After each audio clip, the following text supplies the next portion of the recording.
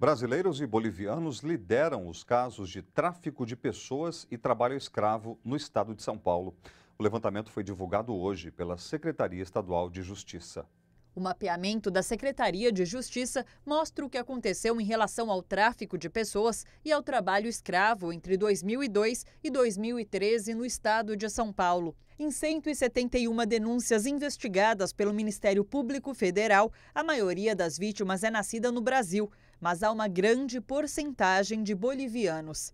37% dos casos estão relacionados à exploração sexual e 63% à exploração no trabalho, que acontece principalmente em áreas urbanas. A maior concentração se dá nos setores têxtil e da construção civil. Eu acredito que desigualdade social, desigualdade econômica, gere desigualdades de toda a natureza, né? E quando a gente fala de economia e de vida, as pessoas trabalham. Ninguém no Brasil pode se dar, poucos podem se dar o luxo de não trabalhar. Então, quando eu estou desamparado, né, de políticas públicas e de condições de desenvolvimento, a tendência é que as situações de abuso de direitos se acentuem.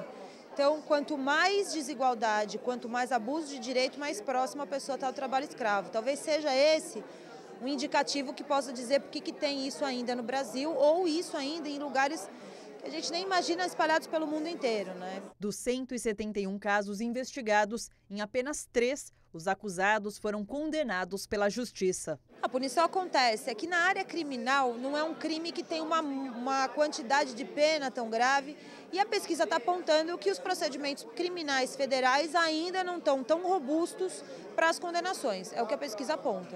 Já o Ministério Público do Trabalho soma 86 procedimentos. A maioria das vítimas é nascida na Bolívia, 52% do total. Outro fluxo migratório que vem aumentando é o de haitianos, que somam 7% dos trabalhadores vítimas de trabalho escravo.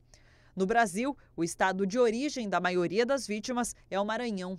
O discurso de ordem humanitária, ele atende a nós, que somos ciosos dos direitos humanos, mas nem todos têm essa consciência. E, no entanto, algo que é inescapável é a lógica econômica, e é por isso que eu falo, não são apenas razões de ordem humanitária que empolgam o combate ao trabalho escravo, são, sobretudo, razões de ordem econômica. Trata-se de proteger o empregador que cumpre a legislação da concorrência predatória de quem a afronta de modo tão aberto. Um dos maiores desafios hoje do combate ao trabalho escravo no Brasil é a falta de auditores para a fiscalização dos empregadores. Existem no Brasil cerca de 2.700 auditores, o mesmo número de vagas do início dos anos 90. A gente sofre uma carência, generalizada de auditores fiscais do trabalho. Isso é um problema do Brasil inteiro e eu acredito que seja mais agudo em São Paulo. O estado de São Paulo, o estado já tem mais de 40 milhões de pessoas, mais de 20 milhões de trabalhadores, milhares de empresas, milhares de locais de trabalho, uma economia extremamente diversificada, e apenas cerca de 400 auditores no estado inteiro para controlar e verificar todo tipo de irregularidade que acontece no local de trabalho. Em Brasília, o Dia Nacional de Combate ao Trabalho Escravo foi lembrado em ato na Praça dos Três Poderes. Ontem também foi realizada a primeira reunião da Comissão Nacional para a Erradicação do Trabalho Escravo, a CONATRAE.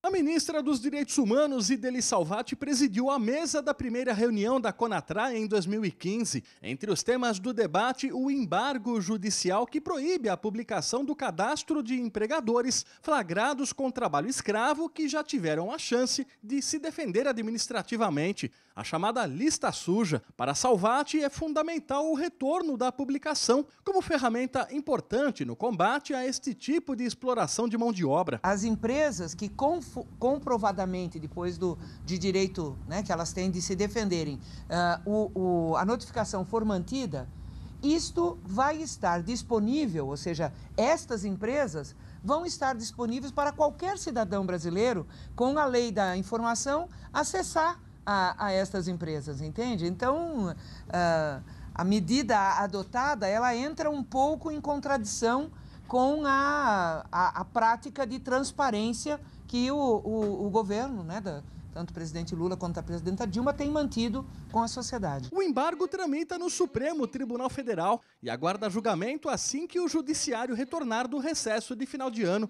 Um ato de movimentos da sociedade civil organizada em frente ao Supremo lembrou o Dia Nacional de Combate ao Trabalho Escravo. O ministro do Trabalho, Manuel Dias, participou da manifestação. O pior não é punir ou não punir.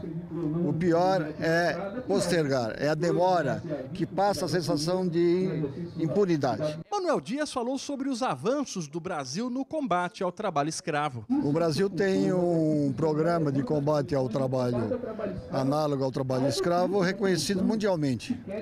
Nas reuniões da OIT, o Brasil é considerado possuidor do melhor programa.